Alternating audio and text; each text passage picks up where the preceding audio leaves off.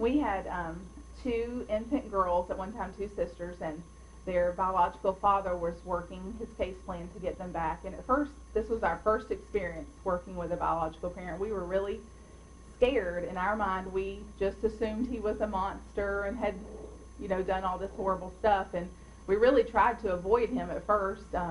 When we would drop them off or pick them up at childcare, we made sure that we waited till he left and all that kind of stuff. And then one day we met him at court, and it really changed our perception of biological parents.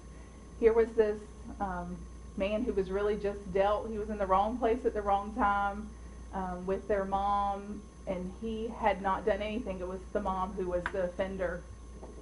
And after we met him that day, he just thanked us over and over again for taking care of his girls, and he was so appreciative. And I know that's not a all the time occurrence, but from that point on, we really developed a relationship. When the girls went home, we sent with them a life book or a scrapbook of their time with us.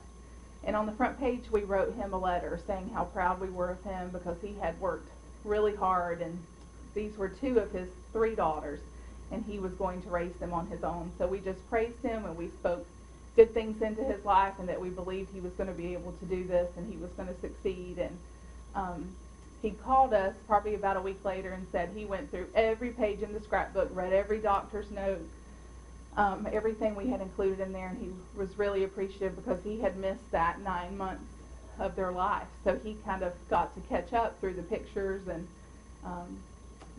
one of the little girls had ears, tubes put in her ears, so he got to catch up on that through the paperwork, and he was just really thankful. And since then, he calls us. He called a couple weeks ago and wanted us to go scalloping with him. We go to their birthday parties. We watch the Christmas parade together.